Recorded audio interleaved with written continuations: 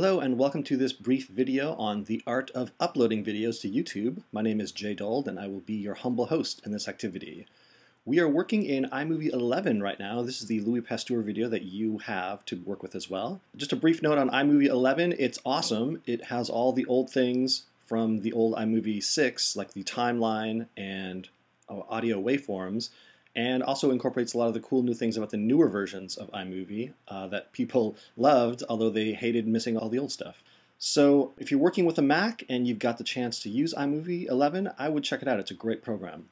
We are going to be formatting this movie for upload. There's a couple ways to do it in 11. The easy way is just to go up to the Share menu up on top here, select that, and then go down to YouTube. So it's got sort of a built-in Upload Me to YouTube window. When you get to here, it's going to ask you for your YouTube account. You should hopefully have one set up by now. You can add one and put yourself in if you need to. Here it's asking for our password.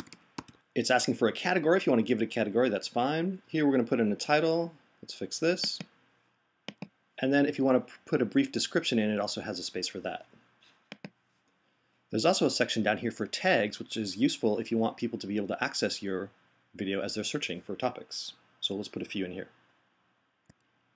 Okay, once that's done, our next decision is what sort of quality do we want to export the video? You've got a whole list of things here, as you can see, depending on if you're going for sort of the mobile market, just kind of everybody in between, and then the quality gradually gets larger as you go up the chain. I'm going to set this for high quality just for now, and the last thing to check out is this make this movie personal check. You probably do not want to check this unless this video is something that you only want very select people to see. Most people on YouTube, they're trying to get as many people to watch their stuff as possible, so they're not quite so concerned about exclusivity. In this case, if it's checked, it's almost difficult for people to watch it. You've got to send them personal invitations, and they also have to have a YouTube account in order to do it. If you uncheck this, you've got much more options and your video is much more accessible. So with that done, we're going to go and click the next button. Here's basically just their copyright warning. You've done all your stuff. You're not stealing anything. You're not uploading stuff that you shouldn't. And now we're going to hit publish. And once we do this, you can see it's being prepared and it's gradually going to upload. Depending on the length of the video, this could take anywhere from 5 to 10 minutes to hours.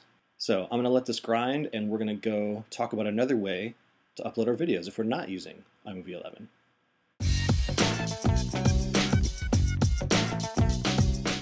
Okay, so we've seen the easy way to do this, uploading straight out of iMovie 11. Imagine, if you will, you're not using iMovie and you want some other way to get your video prepared for uploading. I'm going to have to do it through iMovie 11 again, but I can show you some things to look at. We're going to go back to the Share menu. We're going to go down to Export using QuickTime. This is more general settings for anybody who's using any sort of program. Again, it's asking you what do you want to call it. Again, it's asking you where you want it to go. We're going to put you into here, Louis Pasteur, and then here's what I want to look at is the QuickTime settings. I'm going to look at the options. So even if you're not exporting things using iMovie, here's some things that you should look for. In the export that you do use, the compression up here, H.264, is a great compression codec for uploading to YouTube. There's something about it that it just works well. YouTube has a good time handling it. The quality is usually good, and there's minimum of problems uploading. So if you can change your video settings or check your video settings, look for this number. This is a great number to be using. Down here in the sound, if we click on this, there's really not much to do here. For the most part, you're going to want to leave things in stereo. The only caveat to that is if you're recording using like a mono microphone. I did a project last semester where we were using lapel microphones that were mono. So when I brought it into iMovie, which is in stereo, it bounced all that audio to the left channel, and I couldn't get it back over to the right. It was trapped on the left.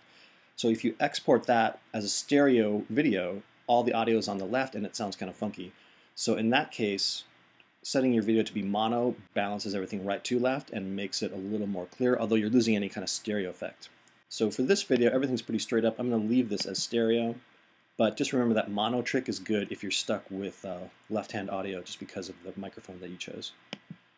We're going to hit this, and pretty much this is all okay. I'm going to hit OK, and we're going to go on from here. So it's going to save this. It's going to save it to here. We've adjusted the settings. We're going to hit save, and then we'll take a look at how to upload that as we go. You can see here it's taking some time to export this project.